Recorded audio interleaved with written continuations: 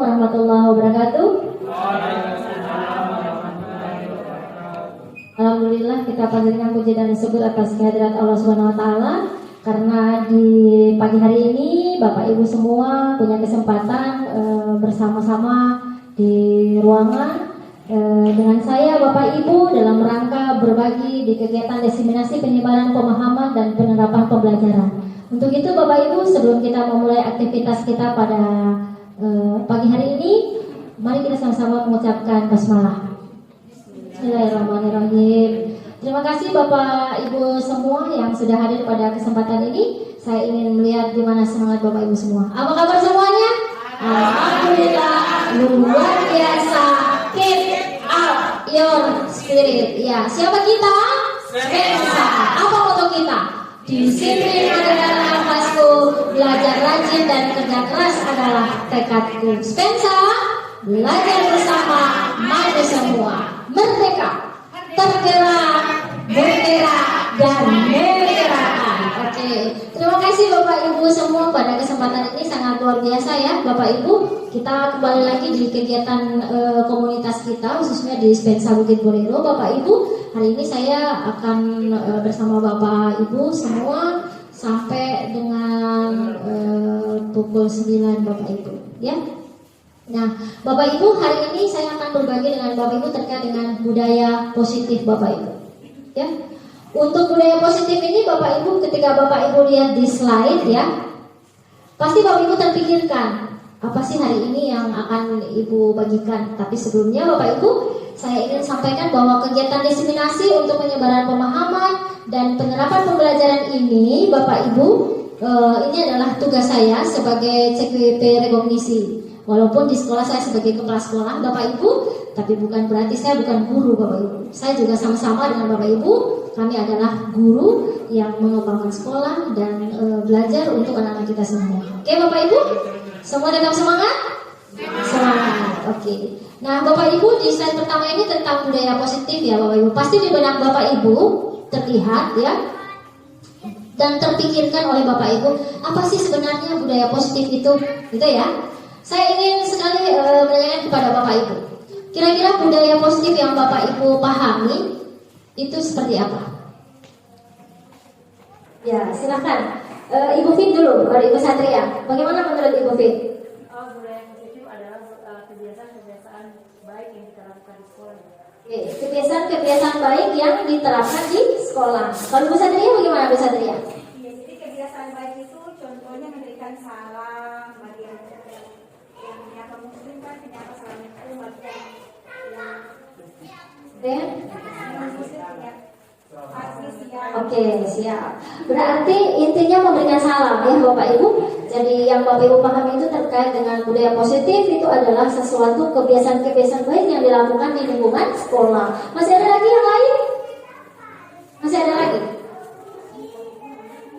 Ini pada hasilnya Pak? Menurut Pak Dasar budaya positif seperti apa? Mau bayangkan dulu. Oke, budaya positif itu jadi perbuatan yang terus berulang dan itu menjadi kebiasaan dan yang bersifat positif atau yang ramah dan jadi itu pembiasaan baik. Menurut Pak Dasar itu adalah kebiasaan baik yang selalu berputar terus ya Bapak Ibu ya. Oke Bapak Ibu, semua jawaban yang Bapak Ibu utarakan itu tidak ada yang salah Bapak Ibu. Yang Bapak Ibu sampaikan itu benar ya, bahwa budaya positif itu adalah sesuatu yang kita lakukan di sekolah dalam bentuk yang baik ya, membudaya, pembiasaan kita sehari-hari yang kita lakukan. Intinya apakah saya tanya ke Bapak Ibu ya, apakah Bapak Ibu datang ke sekolah terlambat? Apakah itu termasuk dalam budaya positif? Ya? Tidak ya? Tidak ya? Nanti kita lihat bersama Bapak Ibu. Hari ini saya akan berbagi dengan Bapak Ibu semua. Oke Bapak Ibu, kita lihat dulu pertanyaan pemantiknya. Saya ingin sekali bertanya kepada Bapak Ibu semua terkait dengan hukuman Bapak Ibu. Pernah dengar hukuman Bapak Ibu? Pernah, oke. Hukuman ini apakah dapat mendisiplinkan anak-anak Bapak Ibu? Tidak. Oke. Ada yang bilang tidak. Ada lagi? Dapat. Ada yang bilang hukuman ini dapat mendisiplinkan anak, tapi ada yang juga bilang tidak. Ya, saya ingin ada yang mengutarakan dulu pendapatnya. Kenapa hukuman itu bisa mendisiplinkan anak dan kenapa sih sebenarnya hukuman hukuman itu kok tidak bisa disederhanakan? Ke Ibu Hairia dulu. Tadi katanya hukuman itu bisa mendisiplinkan anak. Oh tidak ya? Tidak mendisiplinkan anak. Oke, silakan. Ya, terima kasih. Hukuman tidak dapat mendisiplinkan anak karena dengan memberikan hukuman kepada anak itu pertama membuat anak itu trauma terhadap apa yang dia lakukan. Yang kedua dapat menimbulkan rasa dendam anak terhadap guru yang memberikan hukuman tersebut. Mungkin itu saja dari saya. Terima kasih. Terima kasih Bu Heri. Ya, bikin apa dulu untuk Ibu Hairia? Oke. Nah, Bapak Ibu, kita dengar dulu pendapatnya Pak Daswin terkait dengan hukuman itu katanya dapat mendisiplinkan anak. Nah, bagaimana menurut Pak Daswin? Oke, ya, kalau menurut saya hukuman itu bisa mendisiplinkan dan juga tidak mendisiplinkan. Tapi saya lebih condong ke dapat mendisiplinkan anak karena kita paham bahwa setiap anak memiliki karakter yang berbeda. Karena karakter yang keras itu harus diberikan hukuman karena dia akan mendapatkan efek jerah dari kesalahan yang diperbuat. Kira-kira seperti itu. Terima kasih Pak Daswin. Ternyata menurut Pak Daswin bahwa hukuman juga bisa mendisiplinkan anak karena karakter anak itu berbeda-beda. Ya, ada yang mungkin sudah terbiasa di rumah dengan kekerasan, akhirnya ketika di sekolah kita dengan lemah lembutnya kita tidak bisa meminimalisir itu ya Bapak Ibu. Tapi nanti kita lihat apakah sebenarnya hukuman itu bisa apa tidak dilakukan di sekolah. Kita lihat pertanyaan pemandu yang kedua Bapak Ibu. Pemberian hukuman dengan hal yang positif seperti membaca, membersihkan ruangan sekolah dapat meningkatkan disiplin anak. Apakah iya Bapak Ibu? Ya, bisa ya. Oke, jadi pemberian hukuman ini dengan hal yang positif seperti membaca, membersihkan halaman dan seterusnya ini bisa meningkatkan disiplin anak. Kita lihat lagi Bapak Ibu, memberikan penghargaan dapat meningkatkan motivasi belajar anak. Apakah betul Bapak Ibu? Iya. Apakah Bapak Ibu sepakat dengan memberikan penghargaan dapat memotivasi anak dalam belajar? Iya. Tidak semua harus ya. Tidak semua harus ya. Oh, berarti ada pendapat yang berbeda. Kita dengar dulu apa yang Ibu Hairia memberikan tanggapan. Saya mengatakan bahwa motivasi memberikan penghargaan pada anak itu belum tentu memotivasi belajar anak. Karena apa? Karena setiap kegiatan kalau kita selalu memberikan penghargaan terhadap anak, nanti anak akan bisa maju itu karena punya tujuan yaitu mendapatkan penghargaan. Jadi alangkah baiknya penghargaan bisa kita lakukan, tetapi tidak setiap waktu kita lakukan. Mungkin itu dari saya. Terima kasih. Mau sampai Ibu Hairia. Jadi Ibu Hairia mengatakan bahwa tidak selamanya harus diberikan penghargaan. Jadi ada tertentu gitu ya, pada waktu tertentu kita wajib memberikan penghargaan, tapi yang lain juga tidak perlu gitu. Mungkin bisa dengan ucapan, ya. Mungkin bisa dengan ucapan terima kasih. Apakah terima kasih merupakan penghargaan Bapak Ibu? Iya, benar ya. Oke, kita lihat lagi selanjutnya Bapak Ibu. Tadi kalau pertanyaan pemantik, sekarang saya ingin menjelaskan kepada Bapak Ibu supaya Bapak Ibu tahu budaya positif itu seperti apa. Kita lihat ya.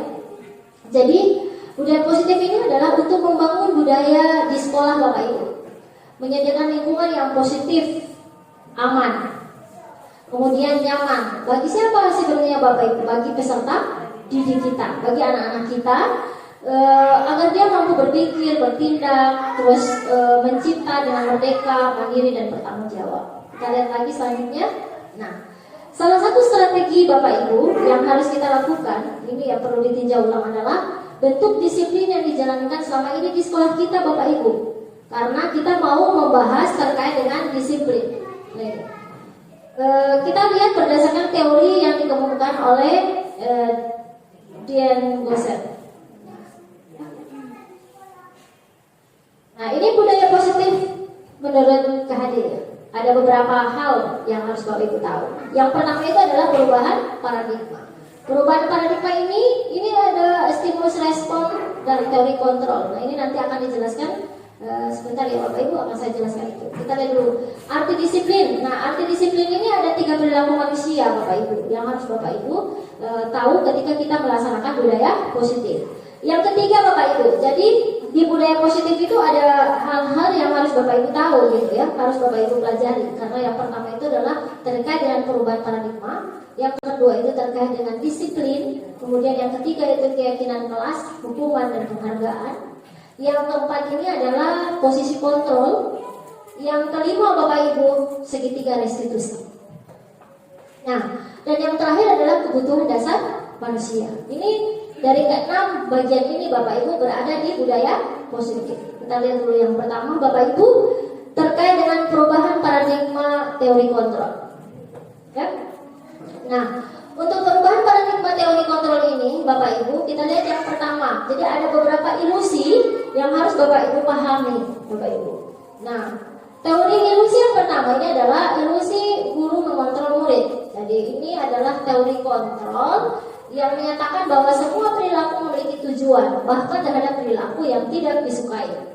Jadi Bapak Ibu harus memiliki ini Bapak Ibu. Kemudian Bapak Ibu yang kedua, ilusi bahwa semua penguatan positif, efektif dan bermanfaat. Ini juga termasuk teori kontrol Bapak Ibu. Dimungkinkan murid akan menyadari dan mencoba untuk menolak rujukan kita, atau bisa jadi murid tersebut menjadi bergantung pada pendapat sang guru untuk berusaha. Jadi Bapak Ibu harus tahu ini adalah perubahan paradigma ilusi kontrol yang harus Bapak Ibu tahu dan Bapak Ibu pelajari di budaya positif. Yang ketiga Bapak Ibu, nah ini ada ilusi bahwa kritik dan membuat orang merasa bersalah dapat menguatkan karakter. Jadi dia bilang ini ilusi yang ketiga bahwa ketika ada kritikan membuat orang merasa bersalah dapat menguatkan karakter. Kenapa Bapak Ibu ini harus ada teori kontrol ini? Menggunakan kritik dan rasa bersalah untuk mengontrol murid menuju pada identitas gagal. Bapak Ibu, ini yang kelima, yang keempat ya Bapak Ibu. Ilusi bahwa orang dewasa memiliki hak untuk memaksa. Teori kontrol ini orang dewasa akan menyadari bahwa perilaku memaksa tidak akan efektif untuk jangka waktu yang panjang dan berhubungan permusuhan yang terbentuk. Nah, Bapak Ibu, ini adalah topik pertama Bapak Ibu yang dipelajari di budaya positif.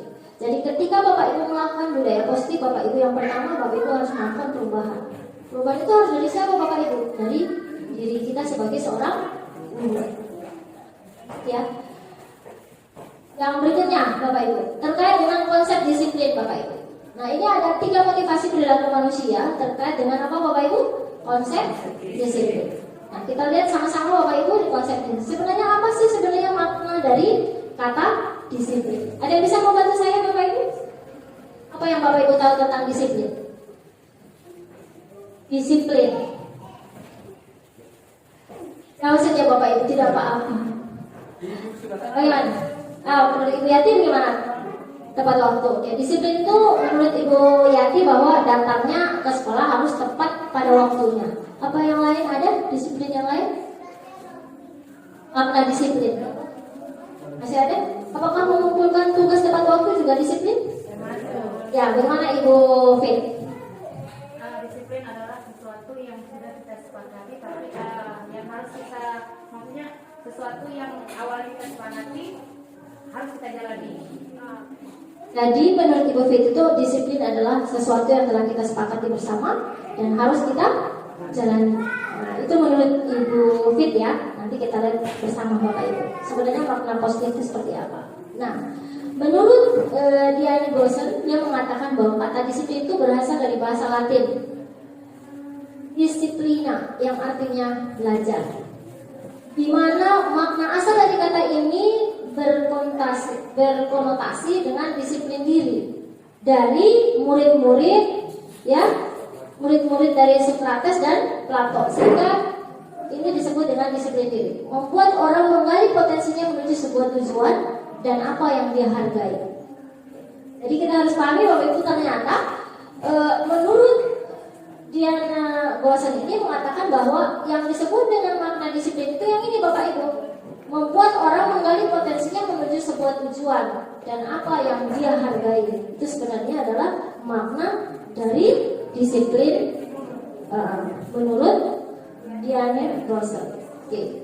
Kita lihat Bapak Ibu, dalam budaya kita makna kata disiplin telah berubah menjadi sesuatu yang dilakukan seseorang pada orang lain. Saya ulang ya Bapak Ibu. dalam budaya kita makna kata disiplin telah berubah Bapak Ibu menjadi, kalau yang di sini ini berubah menjadi ini, sesuatu yang dilakukan seseorang pada orang lain untuk mendapatkan kepatuhan. Kecenderungan umum adalah menghubungkan kata disiplin dengan ketidaknyamanan, bukan dengan apa yang kita hargai atau pencapaian suatu tujuan mulia. Ya, nah ini ya Bapak Ibu, intinya seperti ini. Jadi mengalami kelemahan itu di mana Bapak Ibu di sini? Sesuatu yang dilakukan seseorang pada orang lain untuk mendapatkan kepatuhan. Jadi ketika kita melakukan sebuah peraturan harus dipatuhi. Nah itu makna yang berubah sekarang ya terkait dengan disiplin. Kemudian Bapak Ibu, kita lanjut lagi ya. 3 motivasi perilaku manusia Bapak Ibu. Nah untuk 3 perilaku ini, yang pertama Bapak Ibu, menurut Bosen lagi ya, untuk menghindari ketidaknyamanan atau hukuman. Jadi perilaku manusia ini yang pertama itu alasan ya, 3 alasan memotivasi perilaku manusia menurut Bosen untuk menghindari ketidaknyamanan atau hukuman. Yang kedua Bapak Ibu, apa yang akan terjadi apabila saya tidak melakukannya? Ya, saya ulang ya. Untuk menghindari ketidaknyamanan atau hukuman, apa yang akan terjadi Bapak Ibu bila saya tidak melakukannya? Kira-kira apa Bapak Ibu yang akan terjadi? Hah? Saya ulang ya, di sini kan dia bilang untuk menghindari ketidaknyamanan dan hukuman. Apa yang akan terjadi Bapak Ibu apabila saya tidak melakukannya? Menghindari ketidaknyamanan. Kalau tidak dilakukan, artinya positif nih, disiplin. Apa Bapak Ibu yang akan terjadi? Kalau kita tidak melakukan ini menghindari ya. Kalau kita tidak melakukan itu, otomatis akan menjadi sebuah kebiasaan dulu yang menghadirkan ketidaknyamanan orang di lingkungan sekolah. Oke ya, betul. Jadi yang ketika kita nih, dia bilang kan apa yang akan terjadi apabila saya tidak melakukan. Jadi ketika saya tidak melakukan kenyamanan, rasa nyaman untuk anak-anak kita, maka itu akan terjadi berlarut-larut Bapak Ibu. Ketidakdisiplinan itu akan terjadi di sekolah kita. Ya? Oke, kita lihat dulu nanti Bapak Ibu yang kedua. Yang kedua itu, kalau yang pertama dia menghindari ketidaknyamanan, yang kedua itu mendapatkan imbalan atau penghargaan dari orang lain. Apakah dengan disiplin itu, ketika ada itu disiplin, kita harus tetap memberikan dia penghargaan dan imbalan? Kan dia bilang, apa yang akan saya dapatkan apabila saya melakukannya? Kalau kita melakukan kebiasaan memberikan imbalan atau penghargaan, maka ketika kita meminta anak melakukan sesuatu tanpa ada imbalan atau penghargaan, nanti anak tidak akan melakukan karena sudah terbiasa dengan imbalan dan penghargaan. Jadi harus ada imbalan baru ada penghargaan, baru dia bisa melakukan. Itu hal yang akan terjadi ketika kita melakukan. Ya, terima kasih Ibu Ria. Betul kata Ibu Ria bahwa ini yang terjadi ya. Biasanya 3 motivasi perilaku manusia. Ketika dia menginginkan bahwa anak-anak bisa melakukan apa yang dia minta, salah satunya itu guru memberikan penghargaan. Jadi guru menginginkan bahwa apa yang dia sampaikan itu harus dipenuhi, ya, harus dipenuhi oleh siswanya. Sehingga dia bilang, siapa coba yang mau melakukan ini? Kalau bisa, saya berikan dia hadiah ini. Memberikan penghargaan sebenarnya, imbalan. Nah, dengan terbiasanya hal yang seperti ini, Bapak Ibu, berarti nanti ketika Bapak Ibu melakukan tanpa pengimbalan, dia tidak mau melakukan gitu. Jadi sebenarnya posisinya Bapak Ibu bisa memberikan dia penghargaan dan imbalan, tetapi pada waktu-waktu tertentu. Ya, tidak setiap Bapak Ibu kepingin minta dia melakukan atau minta bantu sesuatu, Bapak Ibu memberikan imbalan, itu akan sangat mempengaruhi. Bisa ya? Kita lihat yang ketiga Bapak Ibu. Gitu ya. Bapak Ibu, keyakinan kelas. Kita masuk ke keyakinan kelas ya Bapak Ibu. Ini terkait dengan hukuman dan penghargaan. Tadi kan imbalan, sama ya, memberikan penghargaan. Kita lihat nih di sini Bapak Ibu terkait dengan keyakinan kelas. Bapak Ibu sudah pernah dengar ya tentang keyakinan kelas? Sudah ya? Oke. Keyakinan kelas sama yang kita membuat sebuah peraturan, artinya seperti itu. Iya, yang Bapak Ibu sudah lakukan di dalam kelas Bapak Ibu masing-masing terkait dengan kesepakatan sebuah peraturan, artinya seperti itu. Iya, yang Bapak Ibu sudah lakukan di dalam kelas Bapak Ibu masing-masing terkait dengan kesepakatan belajar dan semuanya itu masuk ke kelas. Tapi Bapak Ibu perlu tahu bersama bahwa tujuan dilaksanakannya kegiatan keyakinan kelas itu seperti apa tujuannya. Kita lihat bersama ya Bapak Ibu.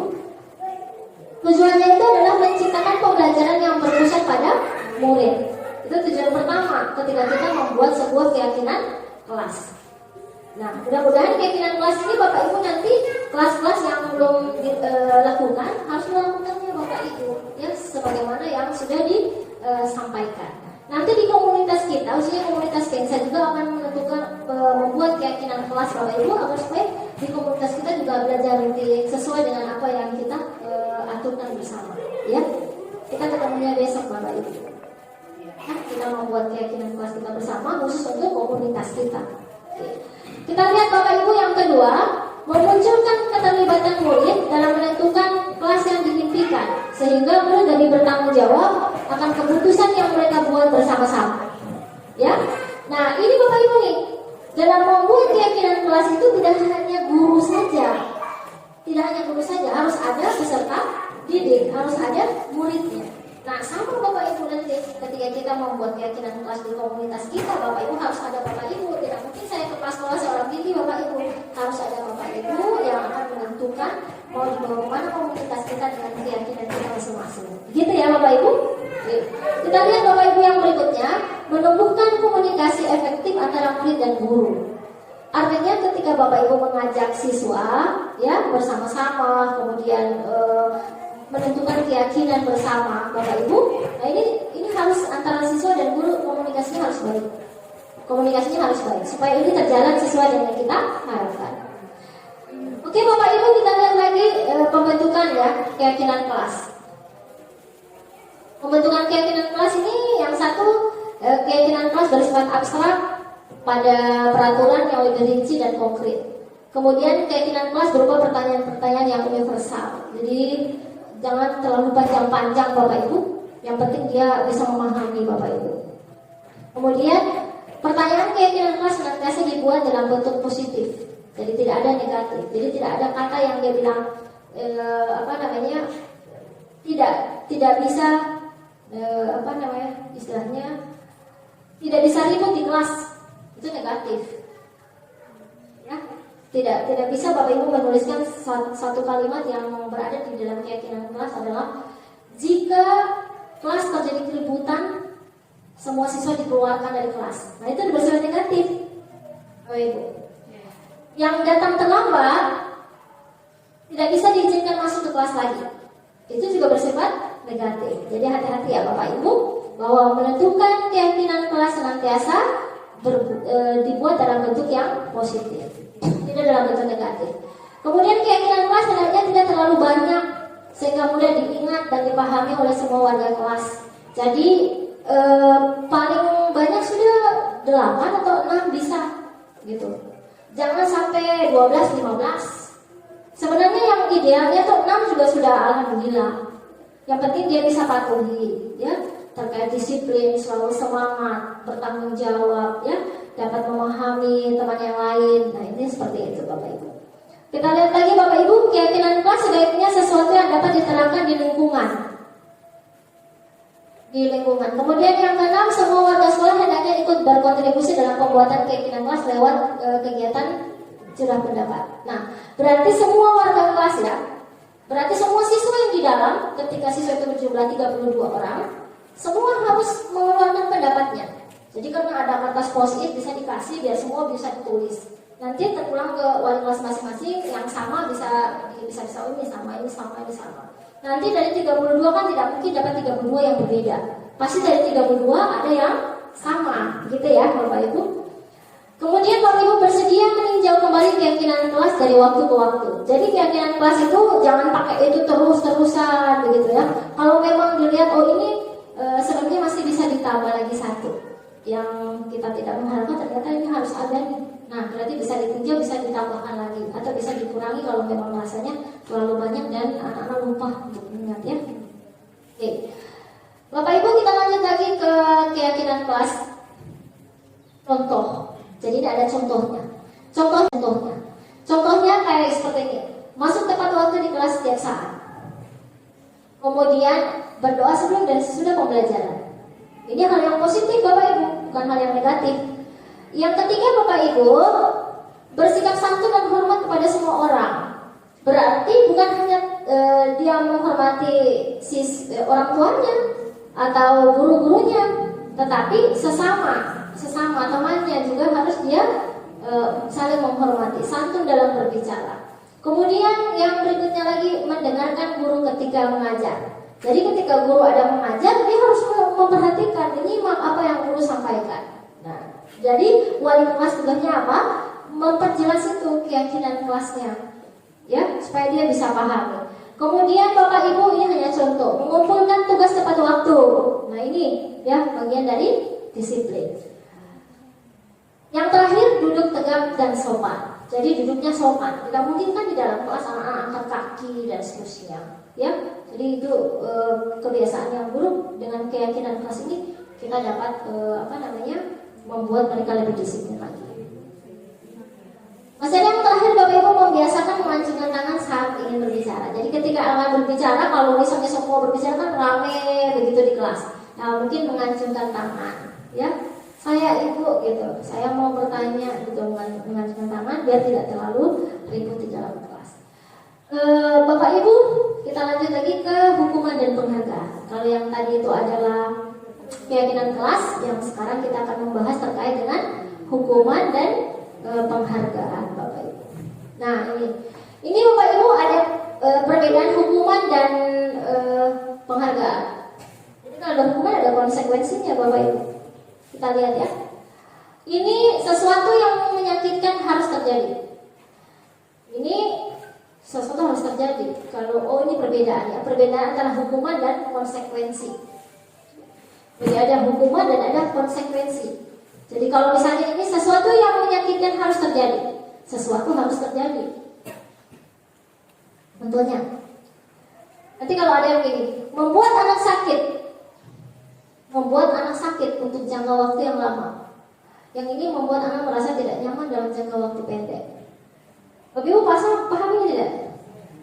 Ya maksudnya begini Bapak Ibu. Kan Bapak Ibu melakukan proses pembelajaran nih. Tiba-tiba Bapak Ibu membuat anak itu memberikan hukuman. Bapak Ibu hukum. Misalnya Bapak Ibu pukul nih pakai rotan. Sakit tidak Bapak Ibu? Sakit ya? Bapak Ibu pukul nih sakit. Bisa saja kalau sampai dalam keadaan marah, kalau sudah pakai rotan tiba-tiba luka nih. Membutuhkan waktu yang jangka panjang sebenarnya Bapak Ibu. Mencacatkan anak orang. Jadi ini membuat rasa sakit fisik maupun hati untuk jangka waktu yang lama. Sakit itu kan bukan hanya dipukul saja Bapak Ibu. Dengan kata-kata sendiri bisa menyakitkan. Ya, contohnya dengan contoh ya. Itu sebenarnya hukuman verbal. Bodoh nih. Aku bilang dari tadi kamu telah mengerti, ya. Otak taruh di mana? Sebenarnya dia tuh sakit hati Bapak Ibu. Ketika Bapak Ibu bilang dia bodoh, ternyata dia tidak bodoh sebenarnya. Cuman hal itu memang kebetulan dia tidak bisa menjawab, gitu, ya. Nah itu proses yang hukuman seperti itu. Nah konsekuensinya apa? Sebenarnya ini membuat anak merasa tidak nyaman dalam jangka waktu pendek. Nanti dengan ibu bapak ibu melakukan itu terus, dia tidak nyaman Bapak Ibu di kelas. Maka proses belajar Bapak Ibu di kelas juga akan terganggu. Karena dia akan selalu membuat gaduh. Kenapa? Karena dia tidak suka Bapak Ibu. Karena Bapak Ibu yang sering memberikan dia hukuman. Ya. Kemudian Bapak Ibu, anak membenci kedisiplinan. Anak membenci kedisiplinan. Dia tidak suka hidup dikekang dengan aturan, disiplin dan lain-lain. Tapi konsekuensinya ada. Ketika Bapak Ibu memperjelas dia tentang keyakinan yang sudah dibuat, ya, keyakinan bersama terkait dengan kedisiplinan Bapak Ibu, anak nanti lama-kelamaan bisa menghargai bahwa sebenarnya disiplin itu sangat perlu. Sehingga moto kita di SMP Negeri 1 seperti biasa Bapak Ibu. Kata pertama itu dia bilang, Bapak Ibu masih ingat ketika saya bilang Spencer aja semua. Tapi kalau saya bilang apa moto kita? Ya betul.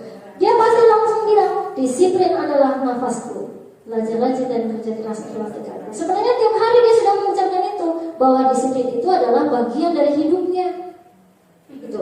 Karena kalau dia masih bernapas tuh dia harus disiplin. Itu yang harus Bapak Ibu kuatkan ke anak-anak sebenarnya. Bahwa sebenarnya disiplin itu sudah setiap hari dia ucapkan. Tapi kenapa dia tidak bisa mendisiplinkan dirinya?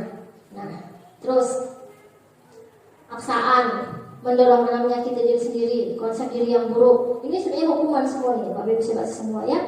Nah, ini sebenarnya ada konsekuensi dari semua hukuman, ada konsekuensinya yang harus Bapak Ibu pahami, bisa membedakannya. Saya, kita lanjut Bapak Ibu ke 5 posisi kontrol. Nah, Bapak Ibu, 5 posisi kontrol ini seru sekali Bapak Ibu. Kenapa? Karena Bapak Ibu harus mengontrol diri Bapak Ibu. Dari yang tadi Bapak Ibu hanya mengevaluasi diri Bapak Ibu, sekarang Bapak Ibu harus pakai apa? Harus pakai posisi kontrol nih Bapak Ibu. Harus pakai ke apa? Restitusi gitu ya. Harus pakai ke restitusi. Ini belum saya jelaskan Bapak Ibu. Nah, 5 posisi kontrol itu yang pertama apa Bapak Ibu? Penghukum. Nah, sekarang saya tanya nih Bapak Ibu, kalau Bapak Ibu tiap hari masuk di kelas marah-marah terus ya, kemudian Bapak Ibu bilang begini, kenapa kemarin saya sudah bilang, tapi kamu saja masih melakukan. Itu bagian dari penghukum Bapak Ibu. Jadi Bapak Ibu masuk di posisi penghukum. Ya, kalau Bapak Ibu kasih dia hukum terus, maka Bapak Ibu masuk di posisi penghukum. Nah, bagaimana dengan posisi penghukum itu? Jadi kata-kata yang selalu muncul nih, guru yang menerangkan posisi penghukum, ada kata patuhi aturan saya atau awas saya. Berani tidak bikin tugas yang saya sudah kasih, gitu. Nanti nggak lihat. Besok itu saya rotan sampai. Nah, itu penghukum Bapak Ibu baca ya, harusnya. Jadi itu adalah proses penghukum Bapak Ibu. Jadi harus hati-hati dengan kata-kata. Bapak Ibu tanpa sadari sih sebenarnya, tapi Bapak Ibu sudah melakukan. Ada lagi bahasa yang seperti ini. Kamu selalu saja salah. Gitu. Lagi-lagi Nana. Lagi-lagi Nana sudah yang bikin salah. Ya orang sini tahu. Kalau orang lain hanya Nana saja yang selalu bikin salah. Gitu. Ya. Orang kan sini dia begitu ya, misalnya. Nah, terus selalu pasti yang selalu terakhir selesai. Misalnya dia kumpul tugas nih. Semua kumpul dia belum. Bapak Ibu masih tunggu-tunggu. Jangan orang lain sudah sana saja. Ya, itu bahasanya yang kasar tuh begitu. Jangan orang lain sudah asal ngana. Yang terlambat semua aku saja ngana. Belum pernah lah orang lain belum terlambat. Bagaimana tidak terlambat, Bapak Ibu? Lah dia sibuk ke sana, sibuk ke sini, akhirnya terlambat menyelesaikan. Ya? Walaupun Bapak Ibu tahu nih bahwa dia ini adalah tipe anak yang kinestetik. Tapi kalau seperti itu terus juga bosan ya. Tapi hati-hati Bapak Ibu, menjadi penghukum juga itu kurang bagus. Nah, kita lihat Bapak Ibu, guru seperti ini senantiasa percaya hanya ada satu cara agar bisa berhasil, yaitu cara dia. Ya? Jadi dia berpikir begitu bahwa ini bisa berhasil kalau saya yang bikin, gitu. Saya yang marah. Kalau saya marah ini pasti berhasil. Kalau saya tidak marah ini berarti ya. Ini 5 posisi kontrol ini yang harus ada di diri Bapak Ibu, gitu, supaya Bapak Ibu bisa tahu. Kemudian Bapak Ibu membuat orang merasa bersalah. Nah, ada lagi kata orang membuat orang merasa bersalah. Ternyata bukan hanya menghukum saja Bapak Ibu. Yang ini kata-kata yang keluar dengan lembut oleh seorang guru. Bahasanya bagus sekali, tetapi menyakitkan, menusuk hati. Gitu ya. Kata-katanya bagus tapi menusuk hati. Kita lihat bersama Bapak Ibu. Ibu sangat kecewa dengan kamu, nak. Ya, lembut, tapi itu dia masuk kategori membuat orang merasa bersalah. Yang merasa bersalah itu siapa? Siswa, begitu, siswa. Jadi kapan ibu mau membuat dia berubah? Tapi ibu sudah kewalahan mencari bahasa yang bagus untuk membuat dia sadar itu seperti apa. Akhirnya bahasa Bapak Ibu seperti itu. Aduh, ibu nih sangat kecewa dengan kamu, gitu. Ya, apa yang kamu lakukan itu sangat mengecewakan ibu. Nah, itu bahasa yang sindir. Padahal bahasanya sangat halus, tetapi sangat menyakitkan. Berapa kali Bapak harus memberitahu kamu ya? Udah berapa kali? Nah gitu. Seberapa kali? Ya. Kemudian kita lihat lagi. Gimana coba kalau orang tua kamu tahu kamu berbuat seperti ini? Gimana coba? Ya, misalnya nih, dia ambil barang teman, terus tidak mengembalikan. Yang ini sudah lapor nih. Ini wali kelas sudah mengaturnya. Wali kelas bahasanya seperti gimana coba? Kalau seandainya orang tua kamu tahu kamu ngambil barang orang, padahal orang tua kamu tidak mengajarkan kamu untuk mengambil barang orang, gitu kan? Nah, sekarang dia muncul lagi bahasa itu. Padahal menurut kita apa? Itu buat menasehati. Ya, oke, kita lihat lagi yang berikutnya. Teman, posisi sebagai teman. Jadi ada posisi pertama tadi sebagai apa? Penghukum. Yang kedua, Membuat orang merasa bersalah. ya merasa bersalah, membuat orang merasa bersalah. Yang ketiga ini menjadi teman Bapak Ibu. Kalau ini sih biasa ya. Biasa ya, kalau guru Indonesia selalu menjadi teman, biasa ada. Nah, posisi guru sebagai teman ini menggunakan hubungan baik dan humor untuk mempengaruhi seseorang dengan kata-kata yang akan keluar oleh seorang guru seperti berikut. Jadi ada kata, ayo bantulah, gitu, demi Bapak ya.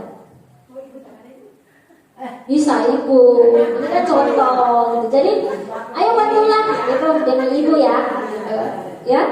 Ini berarti teman, dia seakan-akan kita teman begitu. Jadi kalau misalnya saya gitu, si A gitu, aduh demi ibu nih, kan gitu ya, bantu dong. Itu berarti teman. Bisa ya, bahasa seorang teman seperti itu. Ayo ingat, tidak bantuan Bapak selama ini. Ingat tidak? Oh iya, ayo ingat tidak bantuan Bapak selama ini. Nah, itu ya. Ada yang bisa bilang yang pernah mungkin sudah. Oke, lalu kita lihat lagi selanjutnya. Ya, sudah, kali ini tidak apa-apa. Nanti ibu bantu bereskan. Gitu. Misalnya dia kasih jatuh apa kayak begitu, sudah tidak apa-apa. Ini nanti ibu bereskan. Karena posisinya ini teman nih, jadi harus begitu. Ya, nanti ada yang lain dengan hati yang iba, biar sudah bu, saya bantu. Nah itu, berarti kan dia posisinya teman nih antara guru dengan siswa, gitu ya. Kita lanjut ke posisi yang keempat, Bapak Ibu, sebagai pemantau. Jadi Bapak Ibu juga bisa sebagai seorang pemantau, posisi kontrol. Jadi posisi kontrol itu harus Bapak Ibu perhatikan. Nah, kemudian seperti apa sih Bapak Ibu yang kontrol ini? Jadi menggunakan konsekuensi nih Bapak Ibu. Kata-katanya seperti ini. Peraturannya apa? Kemudian apa yang telah kamu lakukan? Terus sanksi dan konsekuensinya apa? Ini nih sebagai apa? Pemantau Bapak Ibu. Ketika posisi Bapak Ibu sebagai pemantau. Jadi dia tanya ke siswa, tahu tidak sih peraturannya? Jadi kalau misalnya anak itu terlambat, ya, dia lihat anak ini terlambat terus, dia tanya, tahu tidak peraturannya? Kenapa? Karena dia sudah memantau anak itu dari awal. Oh, anak ini seperti ini, dia harus tahu peraturan dia, ya, itu konsekuensinya. Tahu Pak, peraturannya apa? Coba bacakan, ya, seperti itu. Lanjut Bapak Ibu, yang terakhir nih Bapak Ibu sebagai manajer. Nah, bagaimana posisi Bapak Ibu sebagai manajer Bapak Ibu? Nah, Bapak Ibu sebagai manajer itu mentor di mana guru berbuat sesuatu bersama dengan murid, mempersilakan murid mempertanggungjawabkan, mendukung murid agar dapat menemukan solusi atas permasalahannya sendiri. Jadi, sebagai manajer itu dia membantu anak-anak sebenarnya untuk mendapatkan solusi dalam menjalankan sebuah persoalan atau masalahnya. Kita lihat bahasa atau kata-kata yang biasa digunakan seorang manajer. Apa yang kita yakini? Kembali lagi keyakinan kelas. Jadi ketika anak itu berbuat salah, dia selalu bilang begini, ingat tidak keyakinan kelas kita? Ingat, gitu. Apa salah satunya? Misalnya nih ya, nggak pernah kumpul-kumpul tugas nih. Terus dia tanya, pernah ingat nggak keyakinan kelas kita? Pernah apa? Harus bertanggung jawab terhadap tugas, menyelesaikan, disiplin, gitu ya. Nah, berarti dia ingat kenapa tidak menyelesaikan tugas itu. Dia akan menyampaikan kepada Bapak Ibu, saya tidak menyelesaikan tugas karena ini. Gitu. Terus kira-kira supaya tugas ini bisa selesai, bagaimana caranya? Nah itu ya, ada konsep segitiga restitusi. Nanti sebentar Bapak Ibu bisa melihat saya tampilkan. Nah, apakah kamu meyakininya? Katanya. Apakah kamu yakin dengan yang kamu sampaikan? Jadi bahasanya seorang guru dalam posisi manajer itu adalah bahasa bagaimana mengajak dia bisa menyampaikan ide yang harus keluar dari dia. Permasalahan dia hadapi dia mampu menyelesaikan. Kemudian, jika kamu meyakininya, apakah kamu bersedia memperbaikinya? Ya, makanya dia cari solusi bahasanya. Itu sebagai manajer. Nah, jika kamu memperbaiki ini, hal ini menunjukkan apa tentang dirimu. Nah, ini bagian-bagian dari manajer. Jadi posisi Bapak Ibu sebagai manajer. Nah, Bapak Ibu ini adalah posisi kontrol yang terakhir. Kira-kira nih Bapak Ibu, dari kelima posisi kontrol, Bapak Ibu kepingin jadi yang mana? Manajer. Jadi manajer. Apakah semua mau jadi manajer? Hanya manajer saja? Mantap. Menjadi teman, oke. Jadi apa lagi? Mantap. Memantau. Apakah Bapak Ibu mau menjadi pengukur? Ada. Ya? Bapak Ibu mau jadi? Oh, sekali. Ada yang bilang sekali-sekali mungkin boleh kali ya. Oke. Bapak Ibu, tapi kita memperhatikan kondisi ya Bapak Ibu ya. Alangkah baiknya kita jangan berada di posisi penghukum Bapak Ibu, karena anak-anak itu sebenarnya butuh kasih sayang. Nah itu yang harus kita garis bawahi. Bapak Ibu, oh ini masih ada ya. Apa rencana kamu untuk memperbaiki hal ini dan seterusnya. Kita lihat Bapak Ibu, ini adalah 5 posisi kontrol Bapak Ibu yang harus Bapak Ibu perbuat. Ini saya tidak usah perjelaskan satu-satu, ini Bapak Ibu bisa nanti baca sendiri. Saya bagikan ya, sudah saya jelaskan satu-satu sebenarnya ya. Cuma ini hanya dalam bentuk bagan atau diagram saja. Saya lanjut lagi Bapak Ibu ke segitiga restitusi. Ini topik yang terakhir. Oh tidak, ada kebutuhan manusia ya. Nah ini untuk yang segitiga restitusi. Ditanya sebenarnya apa sih restitusi itu Bapak Ibu? Nah kita lihat. Jadi restitusi itu adalah proses menciptakan kondisi bagi murid untuk memperbaiki kesalahan mereka sehingga mereka bisa kembali pada kelompok mereka dengan karakter yang lebih kuat. Jadi restitusi itu adalah Bapak Ibu bagaimana menciptakan kondisi murid yang tadinya dia melakukan kesalahan, dia mampu menyelesaikan masalah itu dan dia kembali ke teman-temannya dalam posisi yang dia paham. Dia harus berada di posisi mana? Itu restitusi Bapak Ibu. Kalian ya Bapak Ibu. Ciri-ciri restitusi Bapak Ibu. Nih. Bukan untuk menembus kesalahan, namun untuk belajar dari kesalahan. Jadi kita tidak bisa langsung vonis salah kanan nih, begitu ya. Makanya dengar, tidak bisa buat begitu. Nah itu salah Bapak Ibu. Ya, kita bukan menembus kesalahan, namun untuk belajar dari kesalahan. Dari kesalahan yang kita perbuat, kita akan memperbaikinya. Kemudian yang kedua, memperbaiki hubungan. Yang tadi kan bentrok nih antara satu dengan yang lain atau melanggar aturan dan lain seterusnya. Kita memperbaiki hubungan itu biar lebih aman. Kemudian tawaran bukan paksaan. Jadi restitusi itu menawarkan Bapak Ibu, bukan paksa. Jadi bukan harus Bapak Ibu bilang besok disiplin ya, besok tidak boleh terlambat ya. Gitu. Nah kalau yang seperti itu Bapak Ibu berada pada posisi kontrol apa? Hukuman. Gitu ya.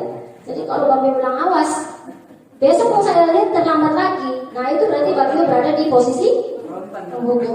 Seharusnya Bapak Ibu gini, bukan berada pada posisi tawaran Bapak Ibu, paksaan Bapak Ibu, tetapi Bapak Ibu menawarkan supaya besok jangan terlambat. Kamu harus kenapa gitu? Kenapa terlambat hari ini? Nah posisinya seperti itu, menawarkan, bukan memaksa. Jadi Bapak besok terlambat ya, awas kalau terlambat. Kalau terlambat saya botak. Biasanya seperti itu ya. Oke. Kemudian Bapak Ibu, restitusi menuntun untuk melihat ke dalam diri. Jadi dia menuntun anak untuk memahami diri bahwa oh iya ya ternyata saya salah. Saya harus memperbaiki diri. Jadi dia merasa secara tidak langsung dia menyadari bahwa dia salah dan harus memperbaiki dirinya. Yang berikutnya lagi Bapak Ibu, restitusi mencari kebutuhan dasar yang mendasari tindakan. Jadi tindakannya Bapak Ibu. yang sebagai kebutuhan yang harus dia perbaiki, dari tindakan yang harus dia perbuat. Kemudian restitusi adalah cara yang paling baik. Iya, memang. Salah satunya yang paling baik itu restitusi. Gitu. Kenapa? Karena dia mampu merubah segalanya. Lewat dengan apa? Dengan tindakannya. Restitusi fokus pada karakter, bukan tindakan. Karakter Bapak Ibu. Bapak Ibu bisa melakukan, tapi kalau karakter tidak berubah juga saja, ya, saja, ya. Jadi harus tindakan dan karakter itu sejalan, sebenarnya harus begitu Bapak Ibu. Restitusi fokus pada solusi. Nah ini yang garis bawahi. Fokus ke solusi, mencari penyelesaian masalah. Restitusi mengembalikan murid yang berbuat salah pada kelompoknya. Restitusi mengembalikan murid yang berbuat salah pada kelompoknya. Jadi murid yang salah dia menyadari, sampai dengan dia mendapatkan solusinya, dia akan kembali ke temannya, mungkin saling memaafkan dan seterusnya. Ini adalah ciri-ciri dari restitusi. Nah ini, jadi ada ya tahapan restitusi itu Bapak Ibu. Jadi tahapan restitusi itu yang pertama yang ini Bapak Ibu, menstabilkan identitas, kayak prosesnya. Ini saya jelaskan ini sebentar Bapak Ibu lihat video, ada videonya Bapak Ibu, bisa putarkan videonya. Kemudian nanti Bapak Ibu menstabilkan identitas, kemudian nanti ada validasi tindakan yang salah, kemudian menanyakan keyakinan. Dari 3 konsep ini Bapak Ibu tergabung di dalam segitiga restitusi. Prosesnya. Jadi prosesnya apa? Ketika anak membuat salah, kita panggil dulu anak itu. Berarti prosesnya apa? Kita menstabilkan identitas. Kita tanyakan dulu, ya. Kenapa dia harus dibuat itu? Berarti posisinya masih di mana? Validasi tindakan yang salah. Kita mau validasi tindakan yang salah, nanti dia sudah bilang, oh saya marah dia itu karena seperti ini, gitu. Saya tidak mau terima dia karena dia seperti ini. Kita validasi dia. Kemudian kita menanyakan keyakinan kepada dia. Apakah itu sesuai dengan keyakinan yang kamu terapkan di kelas kamu? Nanti dia menyadari, tidak sih sebenarnya ibu, tidak sesuai dengan apa yang keyakinan saya.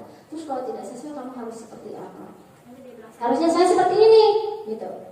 Saya harus berubah seperti ini dan seterusnya. Dia dapat menambahkan solusi sendiri. Nah ini adalah kebutuhan mendasar. Saya ingin sebelum ini saya jelaskan dulu kali Pak, Bapak Ibu, Bapak Ibu bisa melihat video untuk restitusi, segitiga restitusi. Untuk kebutuhan dasar manusia Bapak Ibu. Nah, kebutuhan dasar manusia ini Bapak Ibu ini ada 4 bagian. Ibu harus tahu. Yang pertama itu ini cinta kasih, rasa memiliki. Jadi kasih sayang Bapak Ibu ini. Soalnya yang kemarin bilang kalau hanya cinta itu masih kurang. Yang ada yang tulis cinta dan sayang. Gitu. Jadi kalau sayang itu sudah tentu cinta, tapi kalau cinta belum tentu sayang katanya. Ada yang berpendapat seperti itu. Jadi ini adalah cinta kasih, rasa memiliki dan dimiliki. Tetapi cinta ini apa? Sebagai seorang pendidik terhadap anaknya. Mencintai dia itu selayaknya seorang anak dan ibu, seorang bapak dan anak. Ya, bukan mencintai sebagai seorang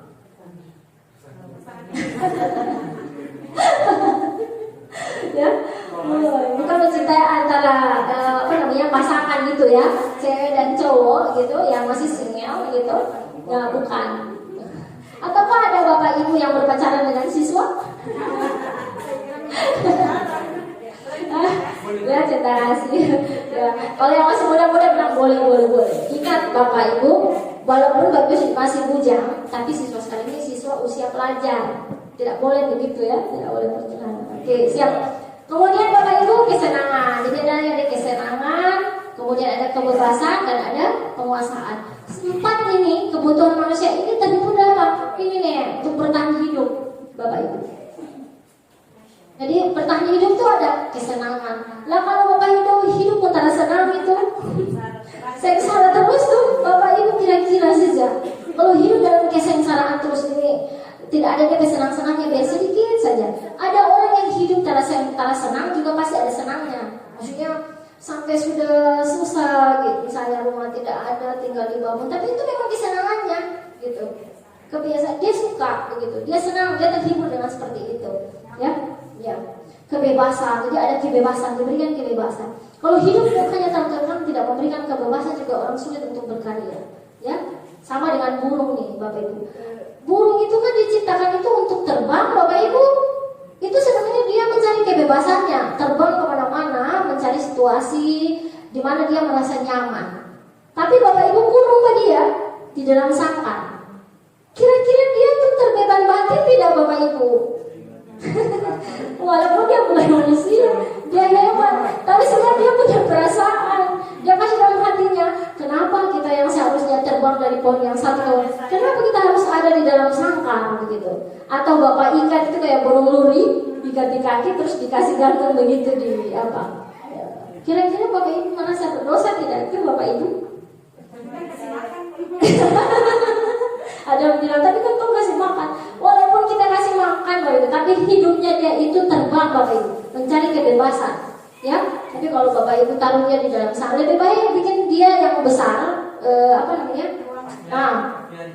tempat yang bisa dia hidup, yang walaupun di dalam sangkar, tapi agak besar Bapak Ibu, yang bisa dia terbang ke sana, terbang ke sini. Tapi kalau sangkarnya hanya kecil sekali, dia terkekang di dalam begini Bapak Ibu, dia tidak bisa sayapkan begini. Ya, nah, jadi sama Bapak Ibu dengan anak-anak. Kita memberikan dia kebebasan, tetapi kita mengontrol Bapak Ibu sebagai fasilitator, ya, sebagai fasilitator untuk anak-anak, sebagai orang tua untuk anak-anak, kita tetap mengontrol, walaupun kita memberikan dia kebebasan. Jangan sampai Bapak Ibu bilang sudah merdeka, jadi biarlah dia bebas. Boleh dia bebas, tapi bebas dengan aturan Bapak Ibu. Ya, harus tahu itu. Penguasaan, nih. Apa butuh penguasaan? Harus Bapak Ibu. Ya. Kalau tidak ada yang keempat bagian ini untuk kebutuhan dasar manusia, bagaimana kita dapat bertahan hidup? Mungkin seperti itu Bapak Ibu. Nah, untuk itu Bapak Ibu, sebelum saya mengakhiri ini semua, saya ingin memperlihatkan kepada Bapak Ibu satu contoh dari segitiga restitusi yang sudah diterapkan. Nah, kita sudah di penghujung nih Bapak Ibu. Setelah itu saya buka sesi pertanyaan, satu orang saja. Sebentar ya.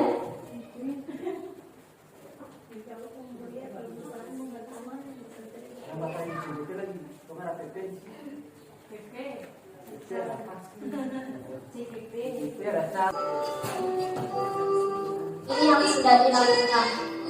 Matahari bersinar, ku gendong tas merahku di pundak. Selamat pagi semua. Sudah dijelaskan ya Bapak Ibu. Di depan kelasmu menantikan kami. Ku bersaya, ku bercinta tanpamu. Apa jadinya aku?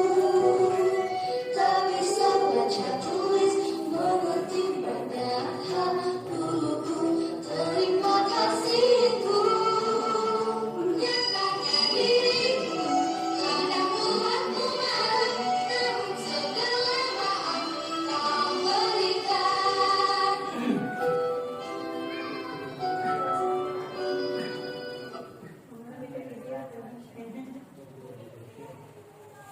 Namun segala maaf kau berikan.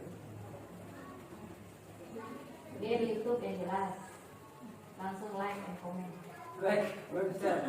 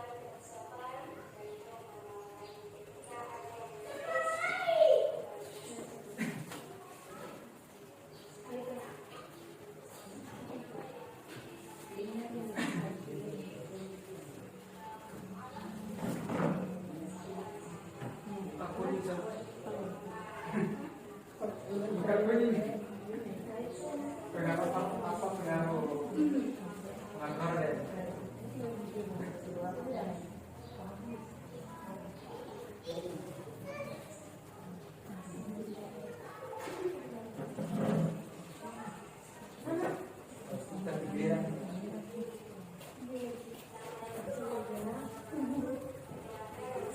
Ketua Senegal, saya dari kelas 1. Saya selalu diajak diskusi dengan guru saya. Insya Allah saya akan selalu belajar sabar dan tidak marah-marah. Jadi itu adalah proses segitiga restitusi Bapak Ibu yang sudah dilakukan beberapa hari yang lalu Bapak Ibu terkait ketika siswa kelas 91 Putri, mungkin Bapak Ibu bisa kenal semua ya, bahwa yang Putri lakukan itu dia menyadari bahwa itu kesalahan karena tiba-tiba dia marah sama temannya, kenapa harus contek dia dapat kerjaan gitu, terus dia marah, dia bentak-bentak sampai dia pukul-pukul meja, dia kedengaran ini pukul-pukul meja, ini pukul-pukul meja, terus marah-marah dengan suara yang begitu keras. Ternyata Putri, nah sehingga dipanggil dan ditanya. Nah itu adalah proses segitiga restitusi, divalidasi Bapak Ibu. Kenapa harus dia marah-marah? Ternyata dia teman menyontek hasil pengajarannya, ya. Nah terus ditanya, terus kalau yang kamu lakukan itu salah tidak, sesuai dengan keyakinan tidak, ada yang kamu tidak. Artinya dia tidak menghargai dia ke teman gitu ya, maka dia mengakui kalau dia kesalahan. Bagaimana caranya supaya dia bisa bisa tidak marah lagi sama temannya kalau seperti itu?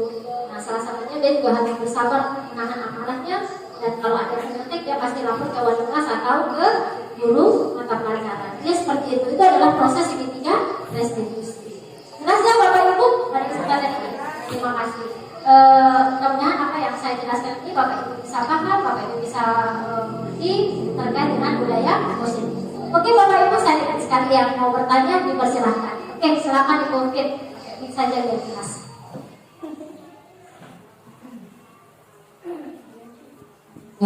Terima kasih banyak Ibu sudah memberikan pemahaman terhadap kami terkait tentang keyakinan kelas.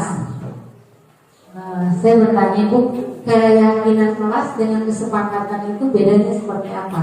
Terus beberapa waktu lalu pertama saya masuk kelas, saya sudah dengar sih kata-kata seperti itu, cuman saya sudah berbincang-bincang di kelas tentang membuat kesepakatan kelas dengan siswa, cuman memang masih dalam sudah menyampaikan tapi belum kita bikin Ibu, masih di dalam lab.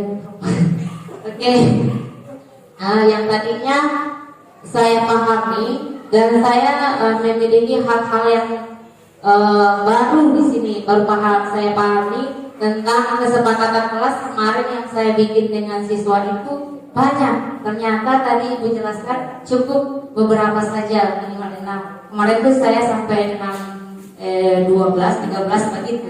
Nah, kemudian saya di sini juga baru menyadari bahwa keyakinan kelas itu ternyata hanya menggunakan bahasa-bahasa positif. Padahal kemarin sempat saya buka tadi keyakinan kelas yang saya punya itu ada bahasa-bahasanya, maksudnya bahasa yang negatif gitu Ibu. Kemudian untuk yang pertanyaan kedua, bagaimana cara merubah budaya siswa yang sudah terbiasa dengan hukuman ketika kita sudah tidak melakukan hukuman lagi?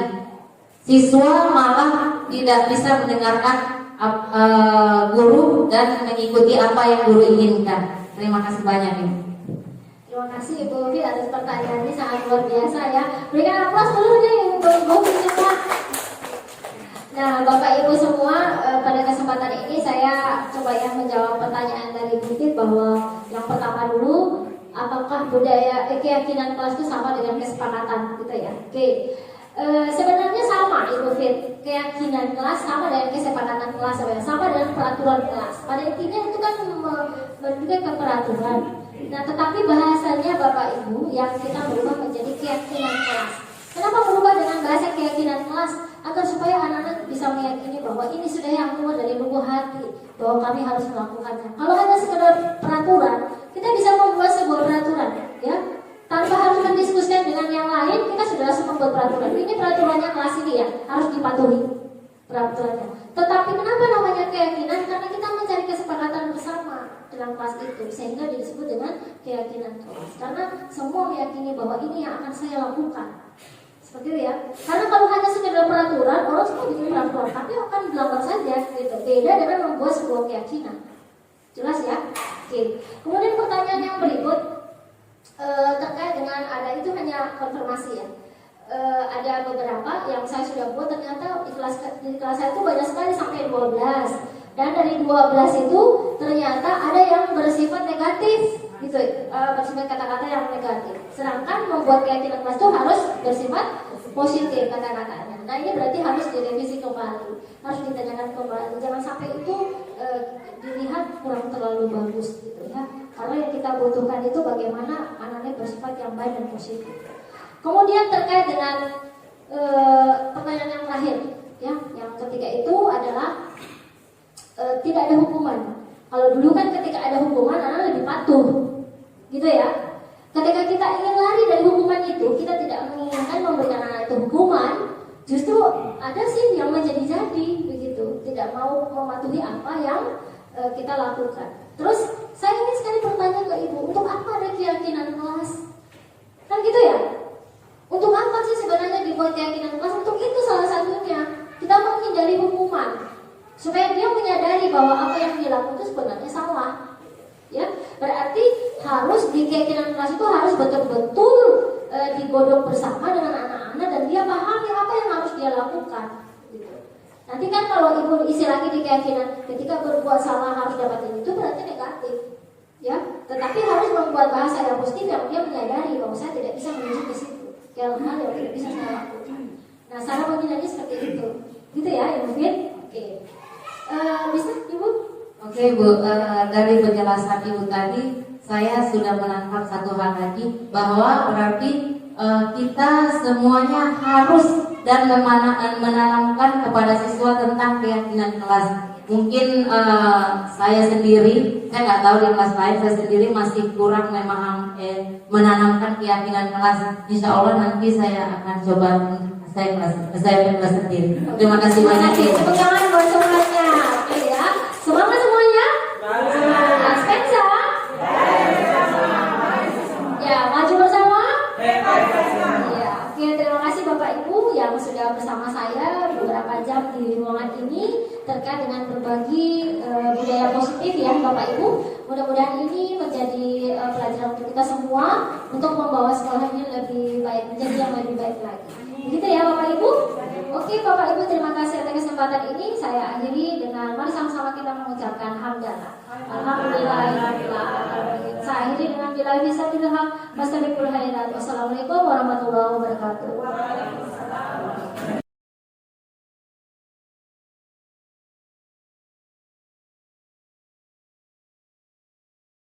Assalamualaikum warahmatullahi wabarakatuh. Bapak Ibu semua, alhamdulillah hari ini kita berjumpa lagi di kegiatan kita komunitas Spensa Bukit Bolero. Siapa kita? Spensa. Ya, apa maksud kita? Di sini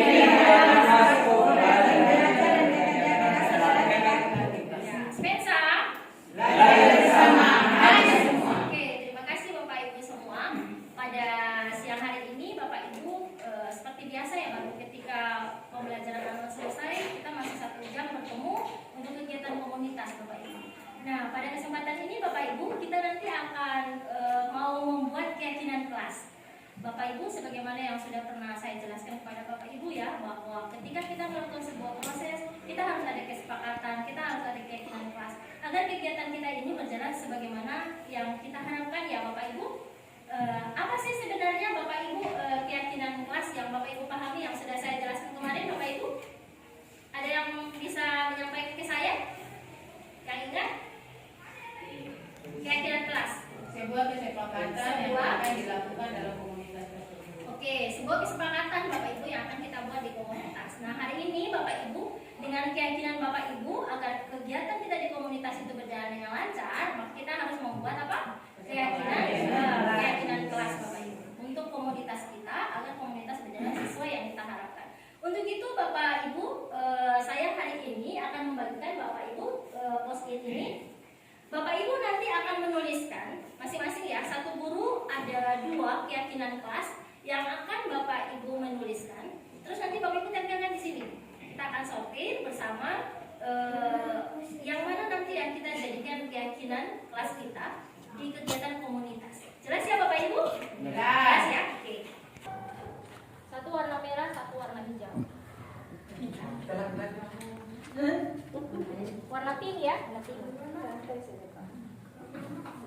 Yang lama kan kita pakai jilbab juga.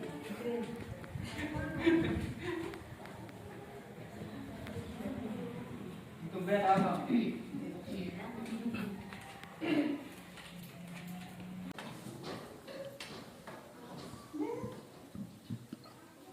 Abang bisa apa? Oke Bapak Ibu, sudah ya semua? Oke, terima kasih Bapak Ibu sudah mau menulis keyakinan kelas semua yang ada di ruangan ini. Kita lihat bersama ya Bapak Ibu, kita sortir. Ini nanti saya ngecek dulu ada yang sama, yang mana begitu kita pilihnya yang satu. Ternyata di sini ada kata saling menghargai pendapat orang lain, siap berbagi pengalaman, selalu konsisten dengan waktu, selalu melakukan refleksi pembelajaran yang berhubungan dengan proses pembelajaran yang dilakukan siswa, saling memotivasi dan menguatkan, hadir tepat waktu, berkontribusi aktif, kemudian menghargai pendapat teman, berarti sama ya Bapak Ibu. Bapak Ibu saya bisa minta satu orang tampil ke depan, mungkin Ibu Mufid, bisa? Ayo, mari Ibu Mufid bersama-sama saya, kita lihat bersama ya. Ini menghargai pendapat ini. Ada yang sama dengan ini ya? Oke, berarti ini bisa dipindah ke sana. Saya tempelkannya di sini.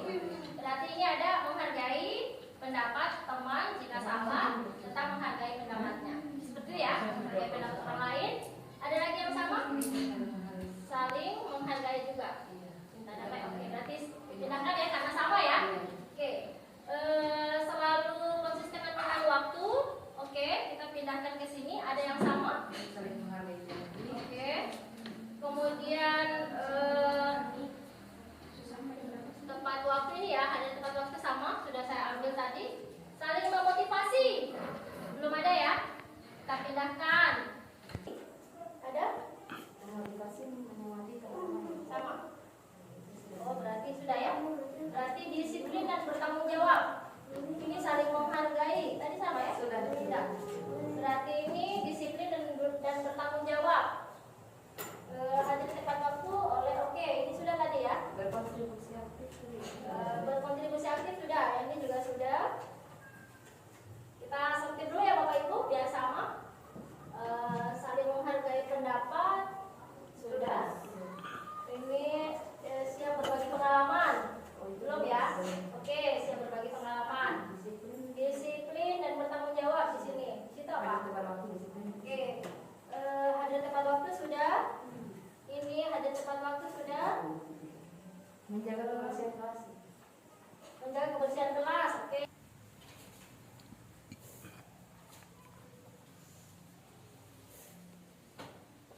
Sama ini ya. Saling menghargai pendapat orang lain. Oke, siap. Terima kasih Bu Fit sudah membantu saya pada hari ini. Nah, Bapak Ibu semua, terima kasih banyak ya Bapak Ibu. Ternyata Bapak Ibu sudah membuat kesepakatan atau keyakinan kelas kita di komunitas belajar di SMP Negeri 1 Haluras Selatan. Dan setelah disortir dari sekian banyak yang Bapak Ibu menuliskan, ternyata Bapak Ibu yang bisa terpilih itu ada 8 ya. Ada 8 keyakinan kelas Bapak Ibu yang kita sepakati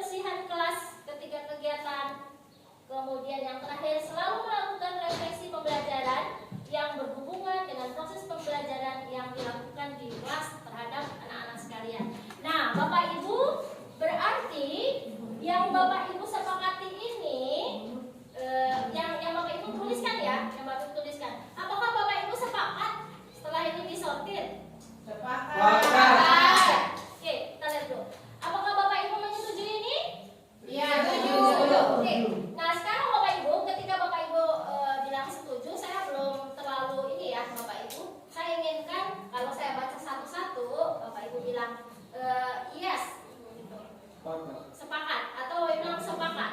Bisa ya? Oke. Kalau konsisten dengan waktu ketika kegiatan. Sepakat. Oke. Saling memberikan motivasi dan saling menguatkan. Sepakat. Oke. Berkontribusi aktif di setiap kegiatan. Sepakat. Disiplin dan bertanggung jawab. Sepakat. Ya. Kemudian siap berbagi pengalaman. Sepakat. Nah, menjaga kebersihan kelas. Sepakat. Dan yang terakhir, Bapak Ibu semua nanti akan selalu melakukan refleksi bersama Bapak Ibu. Sepakat. Sepakat, Bapak Ibu? Sepakat. Sepakat. Oke, kalau begitu Bapak Ibu mari kita aplaus bersama-sama. Saya begitu membuat kesepakatan kelas bahwa kesepakatan ini akan kita pakai Bapak Ibu ketika kita melakukan kegiatan kolaborasi bersama di komunitas kita Bapak Ibu, di komunitas belajar kita. Dan ini Bapak Ibu adalah keyakinan Bapak Ibu semua, termasuk dengan saya sendiri. Ya, jadi saya belum menuliskan Bapak Ibu. Yang saya harapkan Bapak Ibu semua dapat berkolaborasi selain keyakinan yang kedelapan ini. Jelas ya Bapak Ibu? Jelas. Oke, terima kasih Bapak Ibu semua. Mudah-mudahan keyakinan kelas yang ada ini kita bisa menjalani bersama, kita sepakati bersama demi komunitas kita, demi sekolah kita bersama. Begitu Bapak Ibu? Oke, Spensa. Oke, saya akhiri dengan wassalamualaikum warahmatullahi wabarakatuh. Waalaikumsalam warahmatullahi wabarakatuh.